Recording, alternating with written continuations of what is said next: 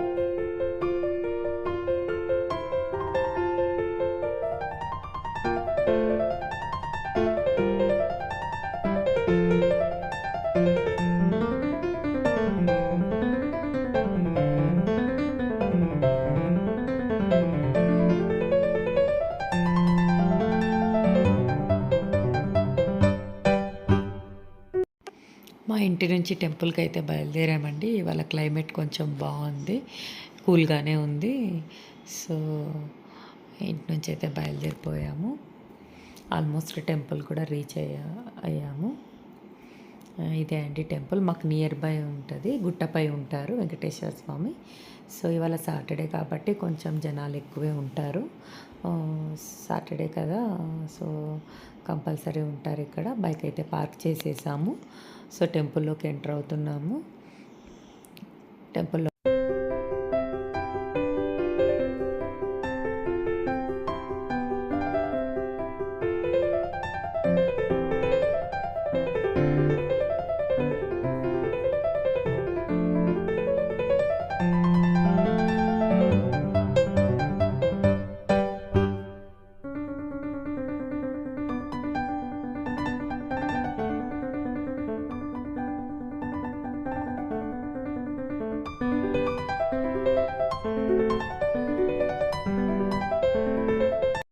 ఈ టెంపుల్‌లో సత్యనారాయణ స్వామి వారు గూడా ఉంటారు. సత్యనారాయణ స్వామి రథంకి ఈ చాలామంది ఉన్నారండి ఇవాళ. ఒక 20 పేర్స్ దాకా కూర్చున్నట్టున్నారు. ఏదైనా స్పెషల్ డే ఉందేమో. సో రథం అయితే చేయించుకుంటున్నారు భక్తులు. సో మేము టెంపుల్ చుట్టూ ప్రదక్షిణలు చేద్దామని చెప్పేసి స్టార్టింగ్‌లో కుంకుమ ఉంటే పెట్టేసుకొని ప్రదక్షిణలు అయితే చేస్తున్నామండి. ఇది పద్మాదేవి అమ్మవారు. అటుపక్కకి గోదాదేవి అమ్మవారు ఉంటారు. మధ్యలో వెంకటేశ్వర స్వామి ఉంటారు. బావుంటదండి ఈ టెంపులు. సో ప్రదక్షిణలు అయితే చేసేస్తున్నాము. మా చిన్న అబ్బాయిని దించి నడిపిద్దామని మా హస్బెండ్ ట్రై చేస్తున్నారు. వాడు కూడా ఇద్దరు పట్టుకొని నడిపించేస్తున్నారు. వాడు కూడా హ్యాపీగానే ఉన్నాడు. బాగానే ఎంజాయ్ చేస్తున్నాడు. వాడికి ఇలా బయటికి రావడం అంటే చాలా ఇష్టము. సో క్లైమేట్ కూడా కూల్గా ఉంది కాబట్టి, కూల్గా ఉందంటే వాడు ఏ ప్లేస్లో అయినా సరే మంచిగా ఆడుకుంటాడు. కొంచెం ఎండలో ఉంటే చిరాకుగా ఫీల్ అవుతూ ఉంటాడు. ఇలా కూల్ ఉంటే మటుకు మంచిగా ఆడుకుంటాడు, చాలా ఎంజాయ్ చేస్తాడు. దట్టు వాడికి ఇక్కడ ఫ్రీగా అనిపిస్తుంది. టెంపుల్ కదా, ఆ టెంపుల్ ఎన్విరాన్మెంట్ చూడంగానే వానికి బాగా నచ్చినట్టుగా ఉంది. మా పెద్ద అబ్బాయి కూడా చాలా బాగుంది మమ్మీ ఇక్కడ టెంపుల్లో అని అంటున్నాడు నాతో. సో ఇదైతే మెయిన్ టెంపుల్ అండి, వెంకటేశ్వర స్వామి వారు. నేను ఇందాక చూపించింది. ఇంకొక ప్రదక్షిణ పెండింగ్ ఉండిపోయింది నాది, వాళ్ళదైతే అయిపోయిందండి. సో నేను వెళ్తున్నాను. వీడేమో మధ్యలో ఆగిపోతున్నాడు. సో వీళ్ళని చూసుకుంటూ వెళ్ళాలనేసరికి టైం అయిపోతుంది అనేసి మళ్ళీ అర్చనకి లేట్ అవుతుంది అని చెప్పేసి అనుకుంటూ ఫాస్ట్గా వెళ్ళిపోయాను. తర్వాత అయితే కొబ్బరికాయ కొట్టేసుకొని లోపలికి వెళ్ళాలండి డైరెక్ట్గా. సో అర్చనకి ఉన్న వాళ్ళని మిడిల్లో కూర్చోబెట్టేసి ఈ దర్శనంకి ఉన్న వాళ్ళని ఫస్ట్ పంపించేస్తారు. దర్శనం చేసేసుకున్నాక వాళ్ళు పంపించేసిన తర్వాత అర్చన చేసే వాళ్ళకి అర్చన చేస్తారు. సో పద్మాదేవి అమ్మవారి దగ్గర ఎవరు దీపం వెలిగించి వెళ్ళారండి. సో కొబ్బరికాయ తీసుకున్నప్పుడు అందులో అగరబత్తీలు కూడా వస్తాయి కదండి. అగరబత్తీలు వెలిగించేసి అక్కడ ఎవరో పెట్టి ఉన్నారు, నేను కూడా అక్కడ పెట్టేద్దాం అని చెప్పేసి అగరబత్తీలు అయితే చూపించేసి అమ్మవారికి అక్కడైతే పెట్టేశానండి. సో ఇది లోపల అండి, మాకన్నా ముందు ఉన్న అర్చన బ్యాచ్ అండి అది. ఆ తర్వాత మా అర్చన కూడా అయింది. అక్కడ నేను ఇంకా షూట్ చేయాలనుకోలేదండి, ఎందుకంటే అట్లా షూట్ చేయొద్దు కూడా. సో నేను కూడా అక్కడ కూర్చుండి దేవుని చూస్తూ అలా ఉండిపోయానండి. నాకు షూట్ చేయాలని ఫోన్ పైకి కూడా ధ్యాస లేదు. సో అండ్ బయటకు వచ్చాక ప్రసాదం అయితే తీసేసుకొని తినేసాను. సో మా వాళ్ళు కూడా తినేస్తున్నారు. ఇంకా ఇంటికి బయలుదేరిపోవడమే. నేను కొబ్బరికాయ కూడా కొట్టుకొని ఒక చిన్న ముక్క అయితే తినుకుంటూ కిందికి వెళ్తున్నానండి. ఇంకా నా ఛానల్ చూస్తూ ఇంకా సబ్స్క్రైబ్ చేయని వాళ్ళు ఎవరైనా ఉంటే ప్లీజ్ సబ్స్క్రైబ్ చేయండి, షేర్ చేయండి, ఒక లైక్ చేయండి. అలాగే బెల్ ఐకాన్ క్లిక్ చేశారనుకోండి, నేను పెట్టే వీడియోస్ మీకు నోటిఫికేషన్ ద్వారా చూపిస్తుంది. సో కొంచెం సపోర్ట్ చేయండి. పిల్లలతో నాకు కుదిరినన్ని చేస్తున్నాను. సో మీ సపోర్ట్ అయితే నాకు కావాలి అండి. నేను ఎక్కువగా ఏం చేయట్లేదండి, డైలీ నా రొటీన్ డేస్ ఎలా ఉంటాయో అవే షూట్ చేస్తున్నాను, అవే చెప్తున్నాను. నేను మామూలుగా న్యాచురల్గా ఇంట్లో ఎలా ఉంటానో అలాంటి వీడియోసే నేను వ్లాగ్ లాగా చేసి మీకు చూపిస్తున్నానండి. నేను ఈ వీడియోస్ కోసం ఏం రెడీ అవ్వడం అలాంటివి ఏం చేయట్లేదు. జనరల్గా నేను ఎలా ఉంటానో అలానే చూపిస్తున్నాను. మేము ఎలా ఉంటామో అలానే మీకు అన్నీ చూపిస్తున్నానండి, చేస్తున్నాను అంతే. సో మీకు మీకు నచ్చితే గనక వీడియో లైక్ చేయండి, షేర్ చేయండి, నా ఛానల్ని సబ్స్క్రైబ్ చేయండి. మీకు తెలిసిన వాళ్ళతో కూడా ఛానల్ని చెప్పి సబ్స్క్రైబ్ చేయించండి. Thank you each and everyone. Bye bye. Next వీడియోలో మళ్ళీ కలుద్దాం.